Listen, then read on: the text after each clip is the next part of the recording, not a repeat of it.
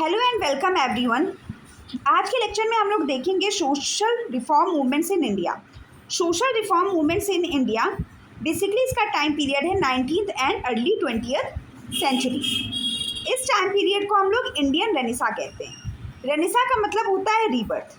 तो बेसिकली ये time period है जब भारत में हम कुछ प्रिंसिपल्स का रीबर्थ देखते हैं, यानी जो भारत में जितनी भी कुरीतियाँ आ गई थी उसको ख़त्म करके इंडियन सोसाइटी को प्योर दोबारा से बनाने जाने की कोशिश की जा रही थी। इसलिए इस पीरियड को हम लोग इंडियन रेनेसा कहते हैं। इसमें क्या हुआ? ट्रांसफॉर्मेशन हुआ। किस चीज़ का ट्रांसफॉर्मेशन हुआ?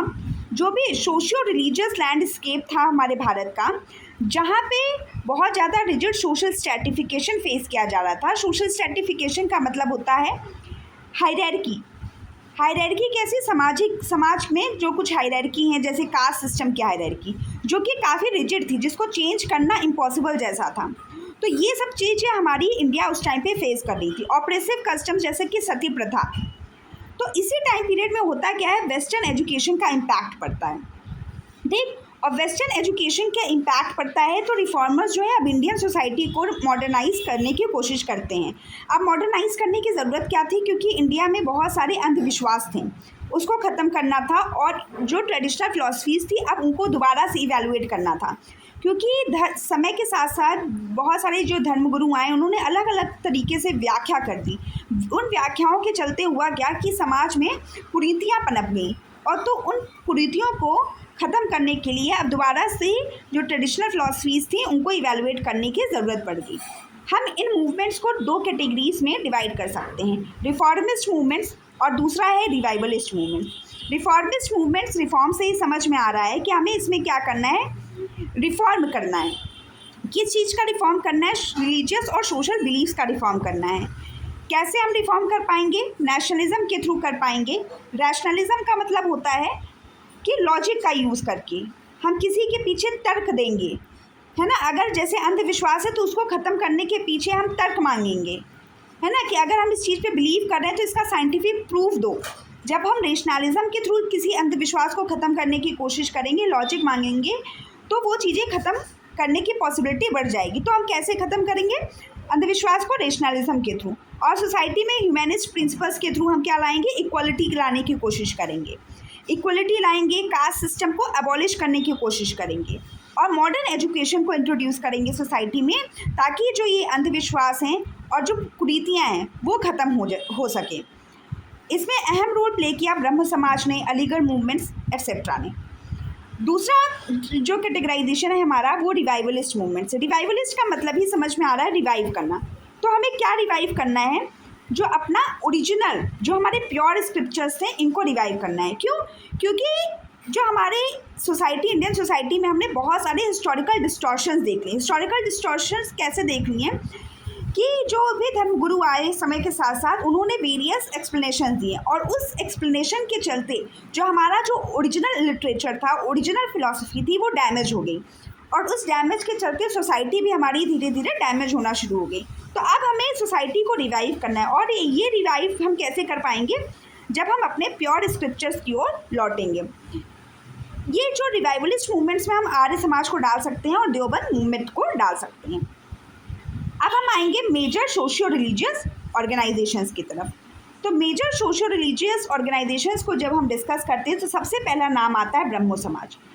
इसका टाइम पीरियड है 1828। राजा राम मोहन रॉय, जिन्हें आप फादर ऑफ इंडियन रेनेसा कहते हैं, ये इसके की लीडर रहे हैं। बाद में देवेंद्र नाथ टैगोर और केशव चंद्र सेन भी इससे जुड़ जाते हैं। इनका मेन फोकस था मोनोथिज्म पर और आइडोलेट्री, यानी मूर्ति पूजा को ख़त्म करने पर पॉलीथिज्म को ख़त्म करना था, और रिजिड कास्ट हायरार्कीज को ख़त्म करना था। इन्होंने सती प्रथा को एबॉलिश करने की भी बहुत अहम भूमिका निभाई। सती प्रथा एबॉलिश हुआ by the legal ban. Legal ban किसने लगाया? गवर्नर जनरल ने। गवर्नर जनरल उस टाइम पे कौन थे? लॉर्ड विलियम बेंटिंक ने। और लॉर्ड विलियम बेंटिंक ने ये जो सती प्रथा पे बैन कब लगाया? 1829 में। और इस 1829 में जो सती प्रथा पे अबॉलिशन हुआ, सती प्रथा पर जो बैन लगा, इसके पीछे अहम भूमिका थी राजा राम मोहन रॉय की। राजा राम मोहन रॉय चाइल्ड मैरिज को भी अपोज करते थे, पर्दा सिस्टम को भी अपोज करते थे। और ये फीमेल लिटरेसी को प्रमोट करने की कोशिश करते थे। अब हम आगे बढ़ते हैं आर्य समाज की ओर। आर्य समाज का टाइम पीरियड है 1875। इसके की लीडर है स्वामी दयानंद सरस्वती। इनकी फिलॉसफी या इनका सिद्धांत क्या था? इनका दर्शन था कि हमें वेदास की ओर लौटना है। इन्होंने जो भी पोस्ट वैदिक प्रैक्टिसेस थे, जैसे कि मूर्ति पूजा या रिचुअलिस्टिक प्रीस्टहुड वगैरह, जो पुजारी लोग पूजा करते हैं, बहुत सारे रिचुअल्स परफॉर्म करते हैं, और जो हेरिडिटरी कास्ट डिवीजन था उसको ख़त्म करने की बात की। स्वामी दयानंद सरस्वती ने कहा कि हमें वेदों की ओर लौटना है और जितने भी पोस्ट वैदिक प्रैक्टिसेस, जो हमारा जो ओरिजिनल वेदा था उसको ट्रांसफॉर्म कर दिया गया, और जो पोस्ट वैदिक प्रैक्टिसेस जो पनपी, जैसे आइडल वर्शिप हो गया और पुजारियों का शुरुआत हो गई, रिचुअल्स की शुरुआत हो गई, और जो कास्ट डिवीजन जो हो गए और जिसको जन्मजात मान लिया गया, उन सबको ख़त्म करने की कोशिश की गई। इन्होंने इस्टेब्लिश किया दयानंद एंग्लो वैदिक स्कूल्स और कॉलेजेस। पूरे नॉर्थ इंडिया में हम इसका इस्टेब्लिशमेंट जो है, इसका फैलाव देख सकते थे। क्यों शुरुआत की? इसका मकसद था मॉडर्न साइंटिफिक एजुकेशन को ब्लेंड करना है वैदिक वैल्यूज से, ठीक। और इन्होंने शुद्धि मूवमेंट को लीड किया, है ना। शुद्धि मूवमेंट का मतलब क्या है? रिकन्वर्जन, दोबारा से कन्वर्ट होना, यानी जो भी हमने जो पोस्ट वैदिक प्रैक्टिसेस की वजह से जिन कुरीतियों के हम शिकार हो गए थे, उसको दूर करके अब हम दोबारा से कन्वर्ट होकर के अपने वैदिक टेक्स्ट की ओर जाएंगे, और जिसे उन्होंने शुद्धि मूवमेंट का नाम दिया, और प्रमोट करेंगे सोशल इक्वालिटी को। इन्होंने क्या है, सोशल इक्वालिटी को प्रमोट किया विमेन और लोअर कास्ट के लिए, कि लोअर कास्ट और विमेन के साथ कोई भेदभाव नहीं होना चाहिए, सबके साथ इक्वालिटी होनी चाहिए। फिर अब हम आते हैं रामकृष्ण मिशन। रामकृष्ण मिशन 1897। यहाँ पे हम देख सकते हैं कि की लीडर्स कौन थे? रामकृष्ण परमहंस और उनके प्रोमिनेंट डिसाइपल स्वामी विवेकानंद। यहाँ पे फिलॉसफी जो हम देखेंगे, जो जिस दर्शन को फॉलो किया गया, वो क्या था? Synthesis of वेदांतिक spiritual teachings with active social service, यानी कि जो भी वेदांतिक स्पिरिचुअल टीचिंग्स हैं उनको हमें मिला देना है। किस चीज़ से मिला देना है? सोशल सर्विस से। यानी इनका जो सिद्धांत था वो क्या था कि service to man is service to God. जब हम मैन की सर्विस करेंगे, जब हम इंसानों के प्रति परोपकारी होंगे, तो वही सर्विस हमारी भगवान तक पहुंचेगी, ठीक। इन्होंने अब इस मूवमेंट्स को थ्रू, इस मिशन के थ्रू होता क्या है? नेशनल कॉन्शियसनेस जो है वो रेज हो जाती है। नेशनल कॉन्शियसनेस कैसे रेज होती है? बाय प्रीचिंग सोशल इक्वालिटी और यूनिवर्सल ब्रदरहुड जैसी फीलिंग्स।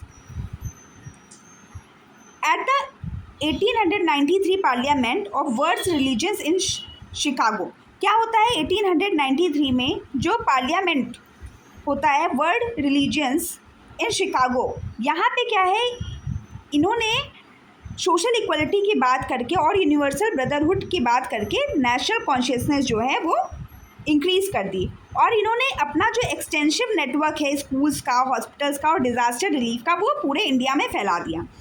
जो हम रिलीजियस जो वर्ल्ड रिलीजन का जो पार्लियामेंट है जो शिकागो में हेल्ड हुआ है, वहाँ पे हम जो भाषण सुनते हैं स्वामी विवेकानंद जी का, वहीं पे जा कर के उन्होंने जो है, जहाँ पे हम भाइयों बहनों कह के उन्होंने शिकागो में इंट्रोड्यूस किया था, तो उसी सेशन के थ्रू नेशनल कॉन्शियसनेस भी उन्होंने रेज की, सोशल इक्वलिटी को प्रमोट करने की बात की और यूनिवर्सल ब्रदरहुड को प्रमोट करने की बात की। अब हम बात करते हैं प्रार्थना समाज की। प्रार्थना समाज 1867 में फाउंड हुआ। इसके की लीडर्स थे आत्माराम पांडुरंग, MG रनाडे और RG भंडारकर। इसका मेनली केंद्र कहाँ था? महाराष्ट्र।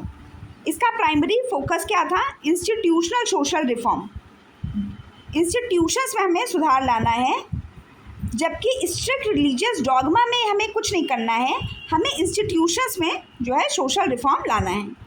इन्होंने विडो रीमैरिज को ख़त्म करने, मतलब विडो रीमैरिज जो है वो सोसाइटी में इंट्रोड्यूस करने की कोशिश की कि विधवा जो लोग हैं, विधवा महिलाएं जो हैं, वो दोबारा से शादी कर सकती हैं। इंटरकास्ट डाइनिंग की कोशिश की कि इंटरकास्ट डाइनिंग मतलब जो विभिन्न धर्मों के लोग साथ में मिलकर खाना खाएं।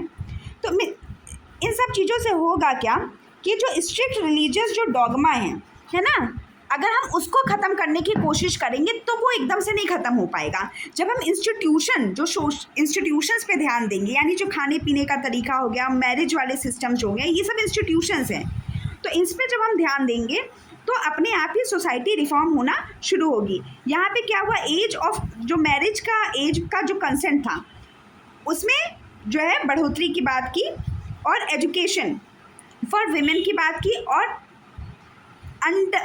अंडर रिप्रेजेंटेड क्लासेस की बात की, यानी जो लोअर कास्ट के लोग थे उनके लिए बात की।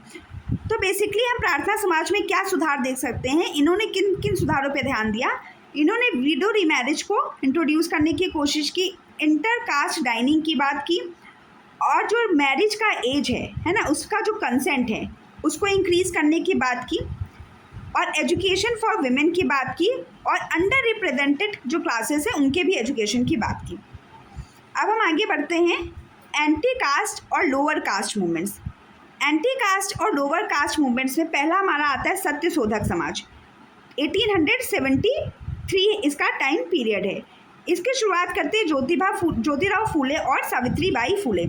यहाँ पे जो ब्राह्मणिकल हेजिमनी जो है इसको ख़त्म करने की बात की गई, इसका विरोध किया गया, और क्या प्रमोट किया गया, लोअर कास्ट की सोशल डिग्निटी को रेज करने की कोशिश को प्रमोट किया गया, और पहला स्कूल खुला फॉर गर्ल्स और दलित कम्युनिटीज़, और ये खुलता कहाँ है, पुणे में। फिर हम बात करते हैं सेल्फ रिस्पेक्ट मूवमेंट की। सेल्फ रिस्पेक्ट मूवमेंट का जो टाइम पीरियड है वो है 1925। ये इसकी शुरुआत हम देखते हैं, इसके लीडर को हम देखते हैं ईवी रामास्वामी। ठीक, ये कहाँ को बिलोंग करते थे, पेरियार। अब इसमें क्या होता है, इस मूवमेंट में जो कास्ट हायरार्की है उससे फाइट होती है।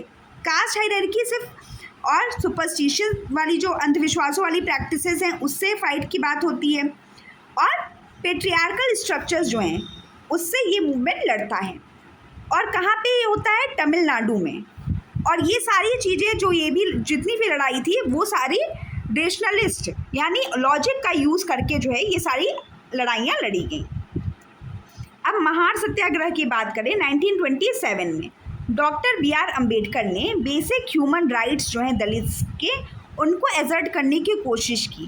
कैसे कि जो पब्लिक वाटर बॉडीज़ हैं, यहाँ पे हम बात करेंगे छावदार टैंक की। ठीक, यहाँ पे जो पब्लिक वाटर बॉडीज़ हैं उनका एक्सेस दलित्स को भी मिले, क्योंकि ये हमारा बेसिक ह्यूमन राइट्स है। और इन्होंने जो है इसी टाइम पीरियड में जो महार सत्याग्रह था, यहाँ पे इन्होंने जितने जो ऑपरेसिव लीगल कोड्स थे, जो मनुस्मृति है उसका भी दहन किया, उसको भी जलाया। ठीक, अब हम बात करते हैं SNDP योगम की, जिसे हम लोग श्री नारायण धर्म परिपालम योगम कहते हैं। यहाँ पे हम जो है श्री नारायण गुरु को देखेंगे। 1903 में ये मूवमेंट हम देखते हैं। यहाँ पे जो फोकस होता है वो किस पे होता है, जो केरला के इज़ावास कम्युनिटी है उसमें, और किस डॉक्ट्राइन पे फोकस करने की बात होती है, one cast one religion one God for all. अब हम बात करते हैं मुस्लिम रिफॉर्म मूवमेंट्स की। मुस्लिम रिफॉर्म मूवमेंट्स में हम क्या देखेंगे, अलीगढ़ मूवमेंट 1875 में ये सर सैयद अहमद खान ने इस मूवमेंट को फाउंड किया, जिन्होंने मोहम्मदन एंग्लो ओरिएंटल कॉलेज को इस्टेब्लिश किया। बाद में इसका नाम पड़ा अलीगढ़ मुस्लिम यूनिवर्सिटी। यहाँ पे मॉडर्न साइंटिफिक एजुकेशन को प्रमोट करने की बात की गई मुस्लिम्स के लिए, और जो रिजिड ऑर्थोडॉक्सी थी है ना उसको रिजेक्ट किया गया, और पर्दा सिस्टम और पॉलीगैमी सिस्टम को अपोज किया गया, उसका विरोध किया गया। अब हम बात करेंगे दियोबंद मूवमेंट की। 1866 का ये मूवमेंट है। ये रिवाइवलिस्ट इस्लामिक मूवमेंट रहा। ये किसने इस्टेब्लिश किया था, मोहम्मद कासिम ने। मोहम्मद कासिम, पूरा नाम क्या है, मोहम्मद कासिम ननावतवी, मोहम्मद कासिम ननावतवी और राशिद अहमद गंगोही। यानी देवबंद मूवमेंट 1866 का ये रिवाइवलिस्ट इस्लामिक मूवमेंट था, जिसका इस्टेब्लिशमेंट किया गया था मोहम्मद कासिम ननावतवी और राशिद अहमद गंगोही के द्वारा। यहाँ पे फोकस किस चीज़ पे था, यहाँ पे जो फोकस था वो इस्लामिक स्कॉलिस्टिक थियोलॉजी पे फोकस था, जिसमें वेस्टर्न इन्फ्लुएंस को रिजेक्ट किया गया, और सपोर्ट किस चीज़ को किया गया, एंटी कॉलोनियल पॉलिटिकल एजेंडा को। ठीक है, यानी कुल मिलाकर के ये वेस्टर्न इन्फ्लुएंस को ख़त्म करना चाहते थे। वेस्टर्न इन्फ्लुएंस की बजाय हमें अपने ओरिजिनल जो टेक्स्ट हैं, जो ओरिजिनल हमारे मोहम्मद कासिम ननातवी और राशिद अहमद गंगोही ने दिया है, उसको उसके अकॉर्डिंग जो है हमें सोसाइटी को रिवाइव करना है, अपने इस्लाम को रिवाइव करना है, ये इनका मकसद था। अब हम बात करेंगे कुछ लॉज की, है ना, की लेजिस्लेटिव ब्रेक थ्रूज जिसने सोसाइटी को रिवाइव किया। तो इसमें हम बंगाल सती रेगुलेशन की बात करेंगे 1829 में। यहाँ पे की रिफॉर्मर के तौर पे हम देखेंगे राजा राम मोहन रॉय, जिनकी वजह से लॉर्ड विलियम बेंटिक ने सती प्रथा को जो है वो एबॉलिश किया 1829 में, और वो इलीगल साबित हुआ, और कोई भी ऐसा अगर करेगा तो वो पनिशेबल होगा, ठीक। और ये कहाँ लागू है? बंगाल प्रेसिडेंसी में। बाद में ये ब्रिटिश इंडिया में पूरे जो भारत था उस टाइम पे ब्रिटिश का गुलाम था, तो उस टाइम पे पूरे भारत में फिर इसका एक्सटेंशन हो जाता है। शुरुआत बंगाल से होती है, फिर पूरे भारत में लागू हो जाता है। अब हम बात करेंगे 1870 के फीमेल इन्फेंटिसाइड प्रिवेंशन एक्ट की। यहाँ पे क्या होता है कि जो भी फीमेल्स को जो पेट में ही मार दिया जाता था, बच्चा बनने से पहले ही, पैदा होने से पहले ही मार दिया जाता था, उसको रोकने की कोशिश की गई। मिशनरी अकाउंट्स, एडमिनिस्ट्रेटिव रिपोर्ट्स और सोशल रिफॉर्मर्स जो हैं नॉर्थ वेस्टर्न प्रोविंसेस ने, इन सब की वजह से ऐसा एक्ट लाया गया, क्योंकि मिशनरी अकाउंट्स के थ्रू पता लगा कि हाँ ऐसा कुछ होता है कि जो फीमेल्स हैं उनको पेट में ही मार दिया जाता है ताकि वो पैदा भी ना होने पाए। एडमिनिस्ट्रेटिव रिपोर्ट्स ने भी इसकी पुष्टि की, और सोशल रिफॉर्मर्स जो हैं इन्होंने इसके बारे में बहुत बात की। बेसिकली हम इसका एजेंडा नॉर्थ वेस्टर्न प्रोविंसेस में देख सकते हैं। अब इस एक्ट के थ्रू क्या होता है? क्रिमिनलाइज हो जाता है फीमेल इन्फेंटिसाइड।